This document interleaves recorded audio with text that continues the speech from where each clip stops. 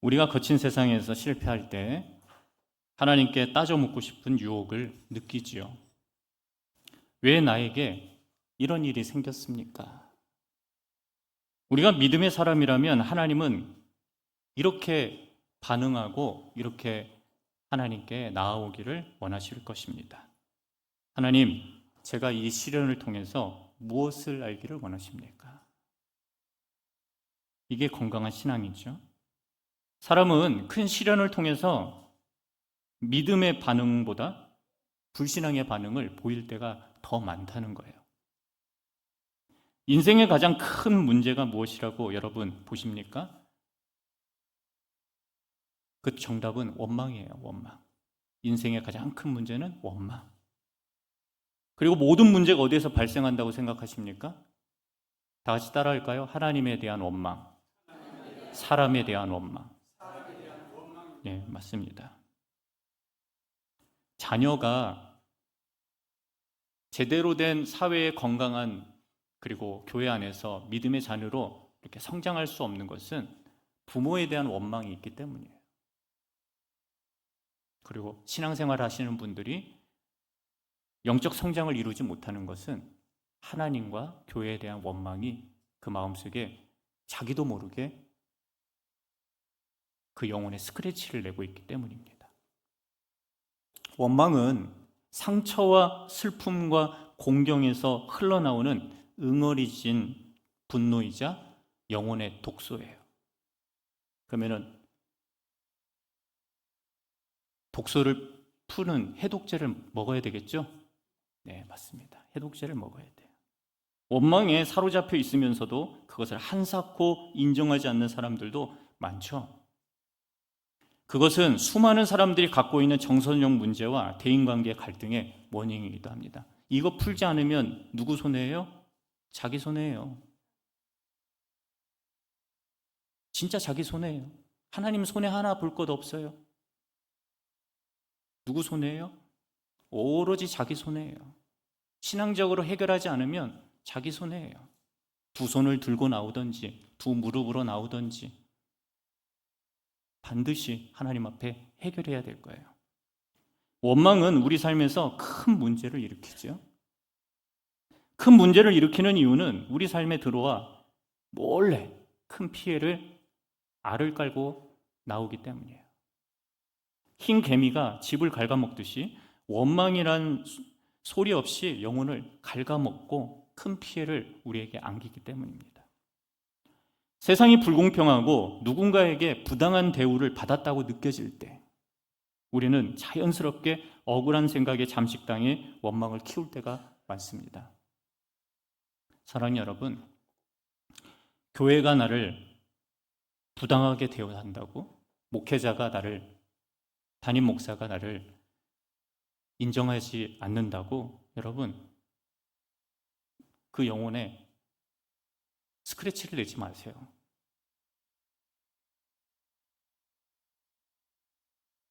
우리는 죄로부터 영향을 받기에 다른 사람들에게 상처를 주든지 아니면 다른 사람에게 상처를 받게 되어 있어요.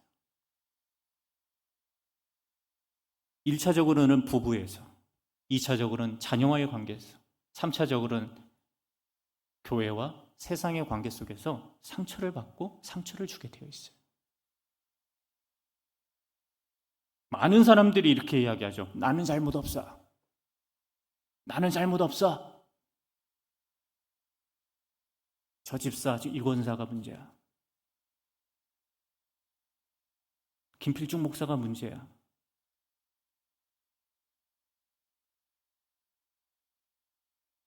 룻기는 한 가정의 원망 가득한 상황에서부터 출발합니다. 성경 인물 중에서 나오미만큼 원망할 거리가 많고 역경 또한 많은 인물을 찾아보기 힘들어요. 그녀의 이름은 희락을 뜻해요. 기쁨. 그녀의 인생은 괴로움의 연속입니다. 흔히 나오미를 룻의 시어머니라고 생각하는데 룻기에 등장하는 나오미는요, 모든 연령과 모든 계층을 막론하고 남녀 모두가 원망을 품고 살아가는 사람들의 상징을 말하고 있는 거예요. 상실감을 느끼고 자존감이 바닥인 사람, 원망에 사로잡히고 상실감에 있는 사람. 엘리멜렉 가족이 모압 땅에 이주하면서 가정의 문제들이 연달아 벌어졌습니다. 여러분, 룻기 서두에서 기근이 발생했다고 하잖아요. 그죠? 기근. 이 기근은 자연재해 중에 하나죠. 기후 위기에 따른 현상이기도 하죠.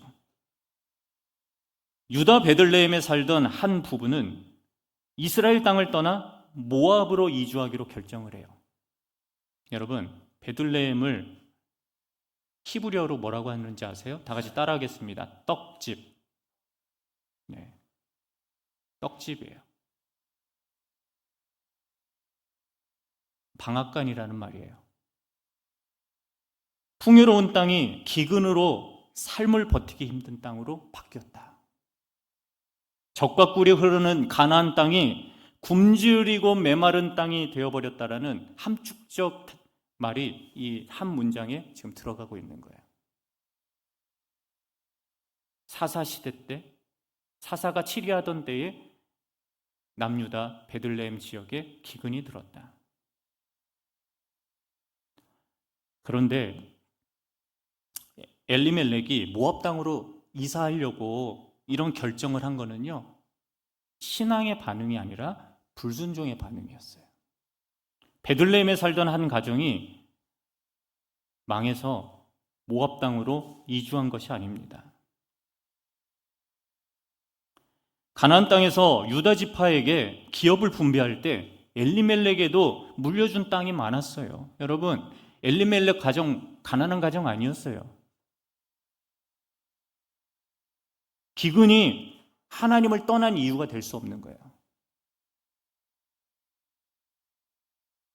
세상의 어려움이 하나님을 떠나는 이유가 돼서는 안 되고, 하나님의 언약이 아닌 세상의 부유함을 선택하여 잘 살고 싶어서 이주한 거예요. 왜요? 그 당시에 모압이 팔레스타인 땅에 점령하고 침입해서 이스라엘을 다스릴 만큼 강성한 나라였어요. 그때는.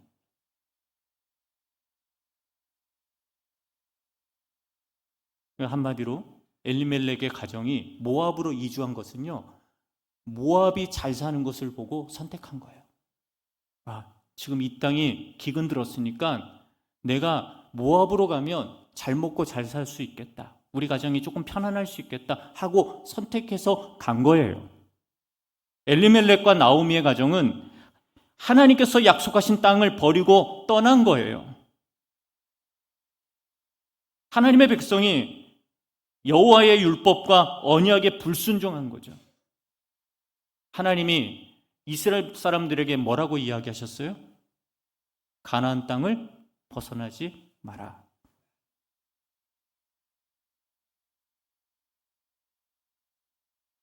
그리고 하나님의 언약을 떠나지 마라. 하나님의 언약을 지키면 축복이요, 하나님의 언약을 버리면 내가 너희를 이 땅에서 버리리라. 이러한 불순종은 룻기의 배경인 사사시대에 나오는 이스라엘 자손의 모든 모습이었어요. 거기에다가 룻기는 그 가운데 한 가정을 딱 이야기해서 지금 이야기하고 있는 그 가정의 모습을 지금 말하고 있는 것입니다. 모압 땅으로 이주했습니다. 나오미의 남편 엘리멜렉이 죽었습니다. 나오미는 현대의 가정 스트레스 지수 중에 가장 큰 스트레스 지수 원인인 배우자와 자녀의 죽음을 경험한 거예요. 자녀의 결혼이 현대인에게 스트레스를 주는 또 다른 주요 원인이죠. 맞으시죠? 왜냐하면 벗어날 줄 알았는데 부모에게 의지하고 부모에게 돈도 요구하고 자녀 키워달라고 맡기기도 하고, 지금 노년에 손주들 보느라고 관절이 나가고, 두 아들이 모압 여인과 결혼하면서 마음의 허전함을 달래야 했습니다. 그러다가 얼마 안 있어서 두 아들 말론과 기럨마저도 죽었어요. 10년 만에. 아들들의 이름이 말론과 기럨인 그 히브리어 뜻은 말론은 약하다라는 뜻이고 기럨은 모든 것을 소진했다라는 뜻이에요. 그러니까 건강 상태가 좋지 않았던 거죠. 이제 나오미는 타향에서 남편을 여의고 두 아들마저 잃어버린 비참한 상태가 되었어요. 여러분, 지금 우리나라 뉴스에 타향에서 지금 미국에서 어려움을 겪고 있는 LG와 삼성 직원들 있잖아요. 그죠? 네.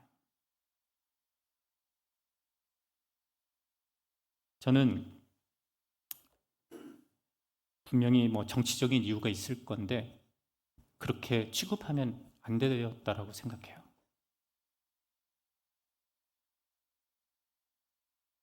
그러나 외교가 딱 단절할 수 없으니까 현명하게 외교적으로 풀어나가야 되겠죠. 그러한 어려움들이 있다는 거예요. 집을 떠나면. 하나님을 떠나면 어려움이 찾아온다는 거예요. 그녀가 자신의 암울한 상황의 책임을 어디로 돌리는지 한번 볼까요? 13절 말씀 다 같이 읽어보겠습니다. 시작. 그렇지 아니하니라 여호와의 손이 나를 치셨으므로 나는 너희로 말미암아 더욱 마음이 아프도다. 얼마 후에 나오미는 이스라엘로 돌아갈 채비를 끝냈어요. 그리고 준비를 다 마치자 며느리 오르바와 룻을 불러놓고 너희 나 떠나서 이제 부모에게 돌아가. 나한테 있어봤자 이스라엘에 가면 사람 취급 못 받을 거야. 왜냐하면 너희는 이방인이고 너희 신이 따로 있기 때문에. 그래서 나를 떠나서 너희들이 편안해졌으면 좋겠어. 니네들 얼굴 보면 하나님이 이렇게 나에게 어려움을 주신 것 너희들 보면 더 못 참겠어. 그러니까 나를 떠나. 집으로 돌아가. 이렇게 표현하고 베들레헴으로 돌아가고 있었어요. 나오미의 원망은 그녀의 상황에서 나온 것임을 알 수가 있죠. 어느 시대 그 누구도 여성의 몸으로 괴로운 사건을 연이어 겪은 거예요. 그렇죠? 여러분, 고대 사회에서 과부, 고아, 나그네라는 말은요 최하층민이라는 이야기예요. 최하층. 남성이 노동을 해야 먹고 살았던 시대에 여성이 할 수 있는 일이란 없어요. 그러니까 한마디로 나오미는 자신의 입에 풀칠할 수도 없는데 두 며느리를 지켜봐야 된다는 그 고통이 너무나 컸던 거예요. 나오미는 하나님이 그녀를 적대시한 것으로 생각한 거예요. 그녀에게 벌어진 불행은 하나님 탓이야. 하나님 탓이야. 아니, 사사시대의 모든 사람이 하나님 탓에 이방 족속이 침입하고 가나안 땅에 기근과 흉년이 찾아오고 자연재해가 일어나고 이방 족속에게 끊임없이 침략당하여 수확하면 미디안 족속이 와서 다 쓸어가고 수확해 놓으면 모압 족속이 와서 다 뺏어가고 굴에 숨고 산에 숨고 바위 틈에 숨어서 살아야 되는 그들의 심정이 얼마나 답답하겠습니까? 적어도 그녀의 신앙 상태는 그렇게 판단했던 거예요. 불행히도 나오미는 원망을 하나님께 돌린 거야. 사사기를 보면 다 같이 따라해 볼까요? 범죄, 징계, 회개, 구원. 이거를 구원의 사이클이라고 하거든요. 그런데 사사기는 늘 이거를 벗어나요. 범죄, 징계, 회개, 구원, 범죄, 징계, 회개, 구원, 범죄, 징계, 회개, 구원. 이거를 12번이나 반복해요. 그 가운데 사사가 나타나서 이스라엘을 구원하여 잠시 평안을 얻었는데 또 하나님 앞에 우상 숭배하고 또 세상에서 죄를 짓고 하나님 앞에 철저히 떠나서 하나님이 또 징계를 내리면 또 회개해서 사사를 보내주면 구원을 받고 축복을 받다가 평안을 얻다가 또 잘 살기 시작하면 또 슬금슬금 또 죄를 짓고 우상 숭배, 하나님이 떠나서 우상을 숭배하고, 이 모습이 사사기 내내 반복이 되었다. 그런데 룻기는 좀 다른 모습을 갖고 있어요. 사랑하는 여러분, 가나안 땅에 기근이 생긴 이유는요, 이스라엘 백성이 하나님께 죄를 지었기 때문이에요. 정확한 건 뭐예요? 남유다 땅에 기근이 생긴 이유는 다 같이 따라가겠습니다. 하나님께 죄를 지었기 때문이다. 그게 팩트예요. 사사기를 읽으면 이스라엘 자손들이 하나님의 언약에 불순종하고 우상 숭배하는 죄를 지으면 고난과 고통을 지속적으로 받는 모습이 등장해요.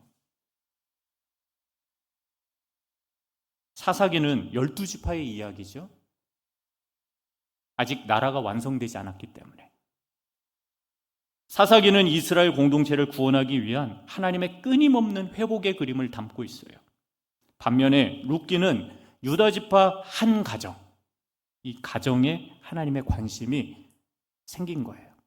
사사기는 12지파 전체, 그리고 룻기는 유다, 베들레헴, 에브라다, 그곳에 관심을 가진 가정을 유심히 하나님이 사랑하셔서 관심을 갖고 지켜보고 계시는 중이에요. 룻기는 유다 지파의 한 가족을 구원하기 위한 하나님의 세밀한 회복 그림을 담고 있다는 사실을 여러분들이 생각하면서 여러분들이 이제 본론으로 들어가셨으면 좋겠습니다. C.S. 루이스는 고난은 귀머거리와 같이 인간에게 하나님의 음성을 들을 수 있도록 해주는 메가폰과 같다, 이렇게 이야기합니다. 잉잉, 여러분 예수 믿으십시오. 그러면 구원을 받습니다. 조심하십시오. 지금 자연재해가 일어납니다.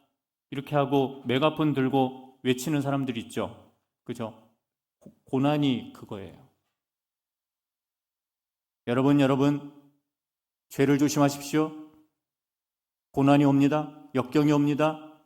시험이 찾아올 수 있습니다. 여러분 하나님 앞에 범죄하지 마십시오. 이렇게 하나님께서 사사들을 통해서, 선지자를 통해서, 하나님의 말씀을 통해서 세상에 외치고 우리들에게 외치고 있는데 그것에 귀를 기울이지 못하고 있다. 룻기를 보면 범죄, 징계, 회개, 구원이 이제 완성이 돼요.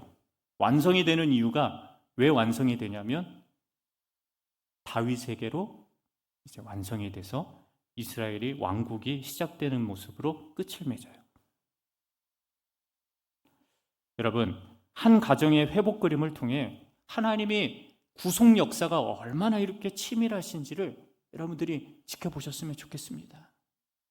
나오미는 앞으로 이루어질 구원과 회복의 그림을 보지 못하면서 하나님의 징계 이유를 깨닫지 못하고 베들레헴에 가서도 하나님을 원망하고 있는 자신의 모습을 발견하게 돼요.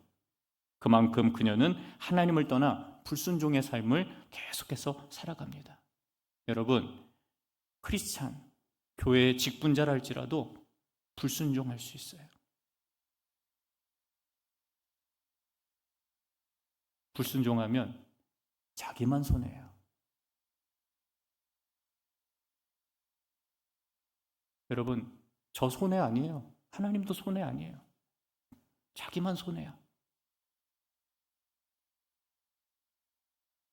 유다 지파 땅 베들레헴 엘리멜렉의 가정은 하나님의 언약을 떠나 약속의 땅을 버렸는데 오히려 모압 자손인 룻은 하나님의 언약을 믿고 약속의 땅을 선택했다는 거예요.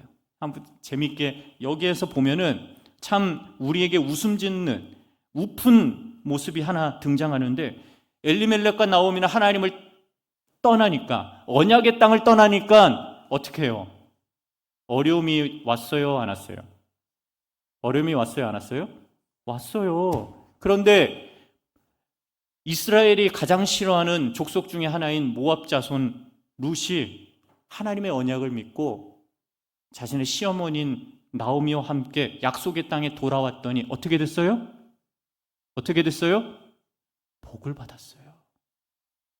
하나님께 사랑받았어요. 인정받았고 이스라엘 백성의 속으로 들어오는 놀라운 은혜를 하나님께서 주시죠. 여러분, 모압 자손은요, 암몬과 더불어서 하나님의 총에 들어올 수 없다라고 율법에 기록되어 있는 거예요.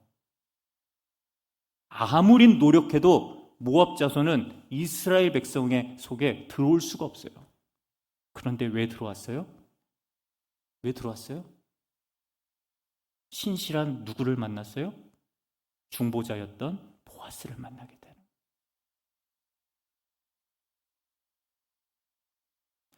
나오미가 룻을 데리고 약속의 땅으로 되돌아와요. 두 여인이 베들레헴에 이르자 온 마을이 시끌시끌 벅적벅적 떠들썩했어요. 왜? 여인들은 19절 말씀처럼 나오미가 보이자 이렇게 이야기해요. 네가 나오미야? 꼭 강원도 사투리처럼, 함경 사투리처럼 네가 나오미니? 이렇게 이야기하는데 실은 나오미는 비참함을 느꼈겠죠. 왜요? 그녀가 모압으로 갈 때는 건강하고 예쁘고 아름답고 그 말이 기쁨이고 희락이었는데 하나님께 돌아올 때는 기근 때문에 홀쭉해지지, 자신의 인생 때문에 늙어 보이는 그러한 모습으로 하나님께 돌아왔죠. 그러자 그녀의 대답이 기가 막힙니다. 20절 말씀 다 같이 한번 읽어보겠습니다. 시작. 나를 나오미라 부르지 말고 나를 마라라 부르라. 이는 전능자가 나를 심히 괴롭게 하셨음이니라. 아직도 하나님을 원망하고 있어요. 베들레헴에 와서도. 우리는 어쩔 수 없는 죄성을 갖고 있는 한계가 그 부분이에요. 저도 그래요. 여러분도 그렇잖아요. 나오미의 이름은 기쁨과 희락이라는 뜻을 갖고 있는, 자신의 인생이 그러한 인생이었는데 하나님을 언약의 땅을 떠나 모압 땅으로 이주하자 마라, 쓴 인생이 되었다. 마라라는 뜻이 쓰다라는 거예요.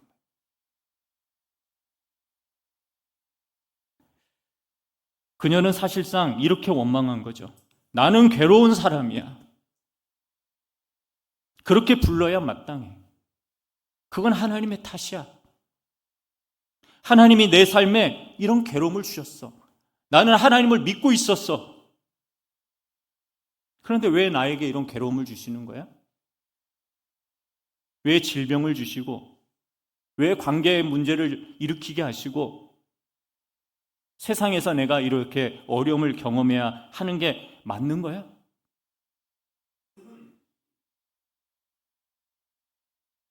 이렇게 말한 거하고 똑같은 거예요. 나오미는 룻을 데리고 약속의 땅, 하나님이 공급하시는 떡집으로 이제 돌아가는 중에 여전히 원망을 떨치지 못했다.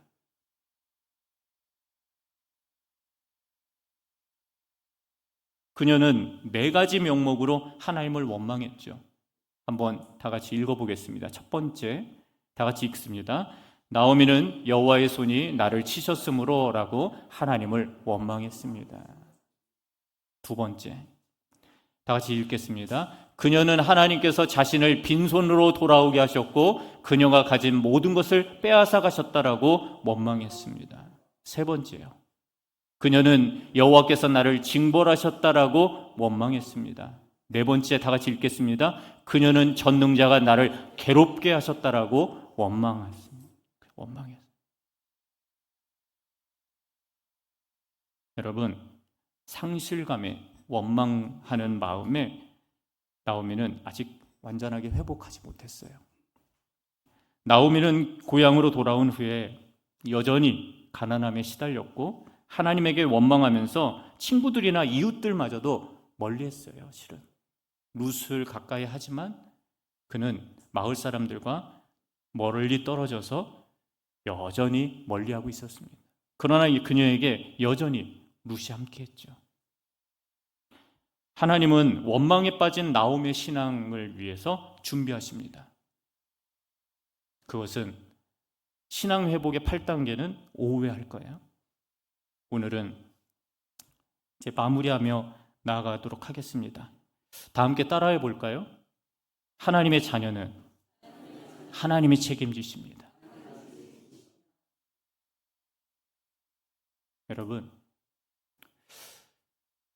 하나님은 보아스라는 동역자를 나오미에게 허락하셨고, 룻과 보아스의 만남, 결혼을 통해서 결국 나오미가 원망에서 탈출해요. 빠져나오게 돼요. 나오미는 하나님의 은혜와 구원을 경험함으로 무너진 신앙, 무너진 인생을 회복했어요. 그것이 오후에 이야기할 내용에 담겨져 있기 때문에 오후에 하도록 하겠습니다. 룻기는 정확하게 말해서 구원 언약의 회복이라고 주제를 말할 수가 있겠죠. 다 함께 따라해 보겠습니다. 구원 언약의 회복. 그것이 여러분의 이야기가 되시기를 주님의 이름으로 축원합니다. 네. 우리는 원망에서 빠져나와 신앙으로 회복하는 나오미의 삶에 주목해야 돼요. 하나님과 멀어진 성도는 무엇보다도 하나님과의 관계 회복을 최우선으로 여겨야 된다는 거예요. 여러분, 교회 안에서 과거에는 열정을 가지고 하나님 앞에 나아갔던 직분자들이 참 많죠. 그런데 왜 지금은 하나님 앞에 더 가까이 나오지 못할까요? 무릎이 안 좋아서요? 허리가 안 좋아서? 그거 아니잖아요. 솔직히 말하면 교회와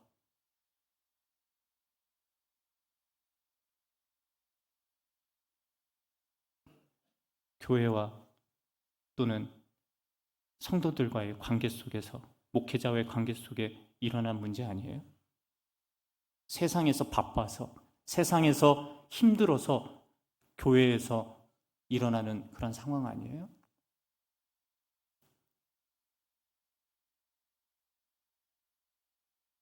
여러분, 하나님과의 관계를 밀접히 해야 신앙의 회복이 일어나고 삶의 회복이 일어나요.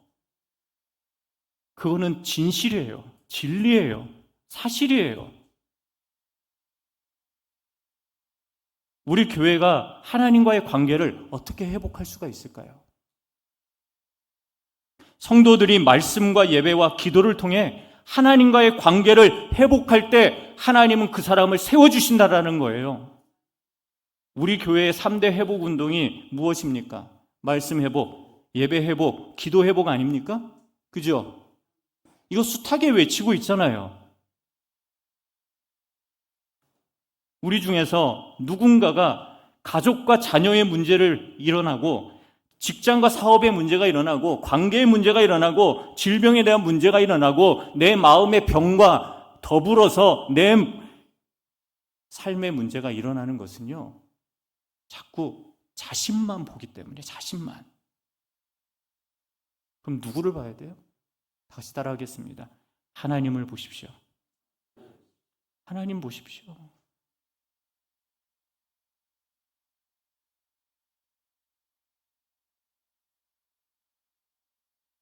사랑하는 여러분, 하나님과의 관계 회복과 신앙 회복이 우리 교회 성도들의 인생 회복이에요. 이 사실 지금 설교했는데 안 믿는 사람 많죠? 못 믿겠죠? 여러분, 신앙 회복이 인생 회복이에요. 비록 나오미처럼 주저앉고 힘들어지고 상처를 받고 원망하고 낙심하고 고통받을 수 있고 삶에 많은 역경과 환난이 일어나지만, 나에게 찾아오는 고난과 고통이 오직 하나님께만 받은 고난과 고통이라고 생각해서 하나님을 원망할 필요는 없어요. 내가 죄를 지으면 하나님이 나를 깨닫게 하시기 위해서 고난과 시험을 주시지만 대부분의 모습은 자기 스스로가 자기 함정으로 빠져들어가는 거예요. 우리 교회 성도님들 대부분은 오늘 이 시간 하나님과의 관계 회복을 통해서 하나님과 관계 회복을 통해서 여러분들이 신앙 회복을 이루셨으면 좋겠고 하나님의 말씀 앞으로 기도의 삶으로 예배를 회복함으로 하나님께서 주시는 놀라운 말씀의 언약의 축복을 다 경험하는 그런 백성들 되셨으면 좋겠습니다. 대원교회 모든 성도들이 저는 다 하나님 앞에 인생의 회복을 누리는 그러한 신앙생활 하셨으면 좋겠습니다. 다 함께 결단하며 하나님 앞에 나아가고자 합니다. 우리는 어떻게 신앙 회복을 이룰 수 있을까요? 하나님께 원망하는 마음, 사람 앞에 원망하는 마음 이제 다 내려놓고 하나님이 나를 이렇게 구원으로 은혜로 이끌어 주신다는 사실을 다시 한번 마음의 믿음으로 서기를 원합니다.